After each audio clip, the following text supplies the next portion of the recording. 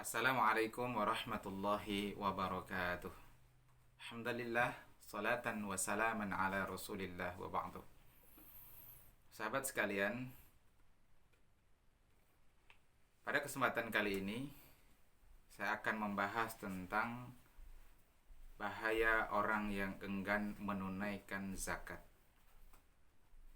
Sengaja kami bahas tentang kewajiban membayar zakat ini dalam seri kajian fikih muamalah, karena di antara kewajiban zakat itu Allah wajibkan atas barang-barang perdagangan, urudut tijarah, dan para pengusaha.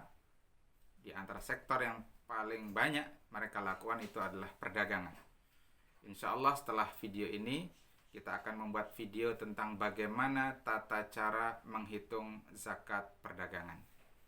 Namun sebelum itu kami ingin mengingatkan tentang wajibnya menunaikan zakat.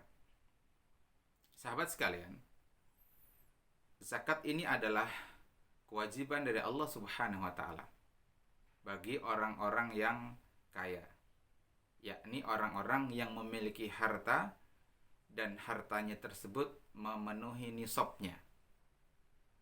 Dalam hadis Nabi riwayat Imam Ibnu Majah dan Abu Dawud, ketika baginda Nabi Shallallahu Alaihi Wasallam mengutus Muadz bin Jabal ke Yaman, beliau menyatakan di antara pesan beliau adalah a'limhum annallaha aftarada alaihim sadaqatan fi amwalihim. Dan setelah mereka bersyahadat, beritahukan kepada mereka ada kewajiban zakat dari harta-harta mereka, tu'khadh min aghniyaihim, yang itu diambil dari orang-orang kaya di antara mereka, faturaddu fi fuqaraihim, dan itu akan didistribusikan kepada orang-orang fakir di antara mereka. Sahabat sekalian, zakat ini merupakan kewajiban dari Allah Subhanahu wa taala. Orang yang enggan menunaikan zakat, dia akan disiksa di akhirat. Dalam satu hadis sahih disebutkan, Nabi Shallallahu Alaihi Wasallam menjelaskan bahwa orang yang memiliki emas dan perak, namun dia enggan mengeluarkan zakatnya, nanti di hari kiamat di neraka akan dipakaikan padanya baju dari api neraka, hingga kemudian melelehlah daging dari tubuhnya, hancur tubuhnya. Dan itu berlangsung dalam waktu yang lama, di mana satu harinya setara dengan 50.000 tahun di dunia. Ketika tubuhnya telah meleleh, telah hancur, maka dikembalikan tubuhnya seperti semula, dan kembali dia disiksa dengan cara seperti itu. Itu terhadap pemilik emas dan perak. Kemudian terhadap pemilik unta dan kambing, para sahabat bertanya, bagaimana siksaan terhadap orang yang enggan membayar zakat? Nabi kemudian menjelaskan, orang yang enggan menunaikan zakat ini akan diterlentangkan di tanah lapang. Kemudian hewan-hewan berupa unta, kalau pemiliknya yang enggan bayar zakat ini memiliki unta sebelumnya, atau kambing, itu dihalau untuk menginjak-injak orang yang enggan menunaikan zakat tersebut, hingga hancur tubuhnya, keluar isi perutnya, dan seterusnya. Demikian. Inilah ancaman dari Allah melalui lisan Rasulnya tentang orang-orang yang enggan membayar zakat. Sahabat sekalian, zakat hakikatnya adalah milik mustahik, milik orang-orang yang berhak untuk menerima zakat, bukan milik kita. Karenanya dalam Al-Quran disebutkan, innamas sadaqatu lil fuqara'i wal masakin, ila akhiril ayah. Hanyalah sedekah itu, maksudnya zakat, itu adalah milik orang-orang fakir, orang-orang miskin, dan seterusnya. Lil fuqara, lam pada ayat ini disebut dengan lam milkiyah, lam yang menunjukkan kepemilikan. Maka orang yang enggan menunaikan zakat, lalu dia memakannya, dia menggunakannya, pada hakikatnya dia itu menggunakan harta milik orang lain, bukan milik dia. Dengan kata lain, itu adalah harta haram yang dia gunakan. Karena itulah dia disiksa dengan siksaan yang teramat pedih tersebut. Memang benar si fakir dan miskin tidak datang ke kita untuk diberi zakatnya, karena mungkin rasa malu. Karena itulah kemudian syariat menetapkan zakat ini harus diambil oleh orang yang memiliki kewenangan, sultan atau penguasa. Karenanya dalam surat At-Taubah ayat 103 disebutkan khudh min amwalihim shadaqatan. Ambillah dari harta-harta mereka itu, sebagian harta mereka itu shadaqatan, sebagai zakat.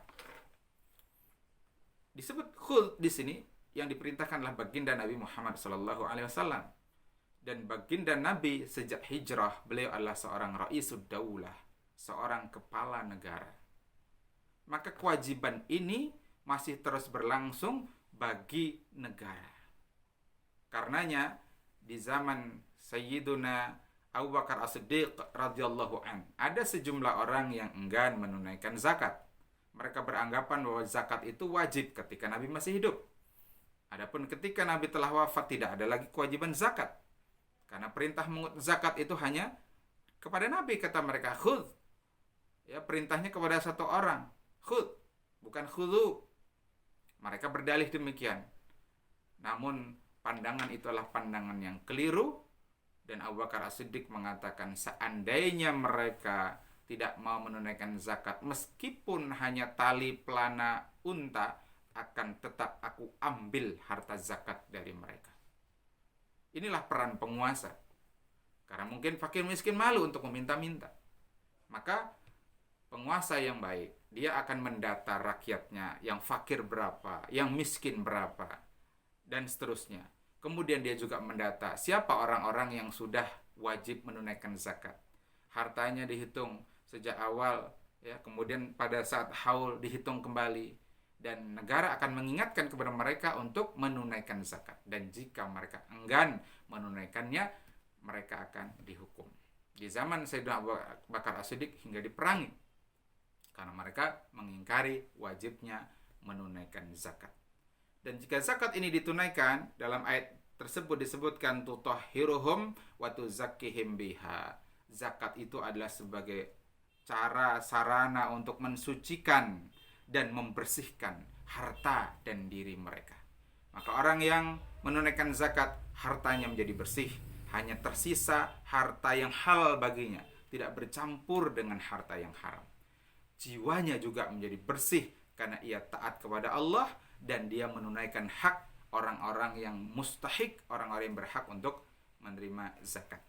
Maka sahabat sekalian, orang yang berkewajiban menunaikan zakat dan ternyata di tahun-tahun sebelumnya dia tidak menunaikannya, setelah dia menonton video ini atau video yang lain, dia tahu tentang wajibnya zakat, maka dia wajib mengqadha, membayar zakat dari tahun-tahun yang dia tinggalkan. Misalkan 10 tahun dia meninggalkan menunaikan zakat, maka 10 tahun itulah dia harus menunaikan zakatnya tersebut. Semoga Allah Subhanahu wa taala jadikan kita termasuk orang-orang yang gemar berinfak, gemar bersedekah, termasuk riang gembira ketika menunaikan zakat, karena hakikat harta zakat itu bukan harta kita, tapi harta hak fakir, miskin, dan lain sebagainya. Dengan demikian, hati kita menjadi bersih, jiwa kita menjadi bersih, menjadi suci, harta kita pun menjadi bersih. Semoga bermanfaat. Hadanallahu wa iyyakum ajma'in. Wal afu minkum. Assalamualaikum warahmatullahi wabarakatuh.